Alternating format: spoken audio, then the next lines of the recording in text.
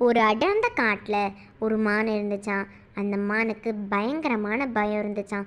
ஏன்னா அதோட உடம்புல முள் குத்தி இருந்துச்சான். அந்த நேரம்னு பார்த்து பயங்கரமான மழை பெஞ்சு இடியும் இடிச்சிருந்துச்சான். அந்த மானுக்கு முன்னாடி இடி இடித்ததுனால ஒரு மரம் விழுந்துருந்துச்சான். அந்த மானுக்கு பின்னாடி ஒரு சிறுத்தை, அந்த மானுக்கு பக்கத்தில் ஒரு சிங்கம், அந்த மானுக்கு இன்னொரு பக்கத்தில் ஒரு புலி. அப்படின்னா அந்த மானுக்கு எவ்வளோ பயம் இருக்கும். பயத்தோடு அந்த மான் தன்னோட 2 கண்ணையும் மூடிச்சான். அந்த நேரம்னு பார்த்து மழையில் வந்த இடியால் சிங்கம் இறந்துடுச்சு. அதுக்கு பக்கத்தில் இருந்த சிறுத்தைக்கும் பயங்கர பசி.